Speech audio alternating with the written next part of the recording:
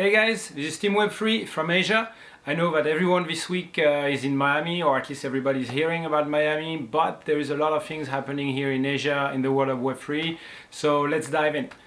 First off, some very interesting news, from Decentral. I know they're having an event in Miami, and we heard that next year they're going to come to Vietnam, Hong Kong, and Singapore for more events. So, Asia is definitely growing. A lot more companies are getting interested into it.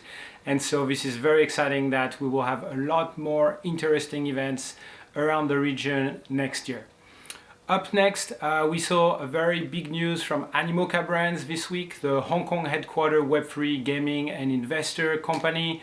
They are putting together a $2 billion metaverse fund to help startups build the space and build Web3. I'm sure there's going to be a lot of opportunities for us folks based in Asia, so keep an eye on it. We also got two very interesting news from Japan. One of the top largest telecom company called NTT Docomo is also creating a metaverse fund, Web3 fund. A lot of movement there in the space. Also, the financial banks are testing the digital yen, the digital currency. About a month ago, the Prime Minister of Japan announced that they will be supportive of Web3 businesses, and we see big moves happening there in the Japan market. Another interesting news from Vietnam this time. So this gaming company called Wild Thunder acquired 3 Web3 games. It's the bear market right now. There might be some interesting companies to actually buy on the cheap.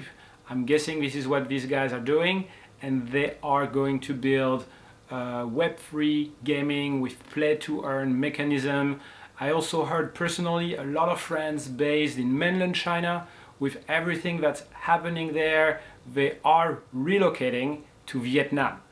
Vietnam, has a lot of gamers, a lot of developers, and I really see the Vietnamese market becoming a very, very strong hub for gaming companies. Last but not least, a 116 pages report from Deloitte came out about 2 weeks ago on the metaverse in Asia. Yes, 116 pages. A few highlights of this report. They estimate by 2035 the size of the metaverse will be from $0.8 trillion to $1.4 trillion in this region only. And of course, they're relying on a few data points like 1.5 billion gamers are in this region. And we all know Web3 and gaming is tightly coupled for now. The metaverse activation are often highly coupled with gaming for gamers and also made by gaming studios. So here are the top highlights this week. Next week, I'm actually going to highlight a few more brand specific activation here in this region. We're going to look at NFTs and also a couple of interesting metaverse activation, maybe in the sandbox. That's it for this week, folks. Enjoy your weekend, and I'll talk to you next week.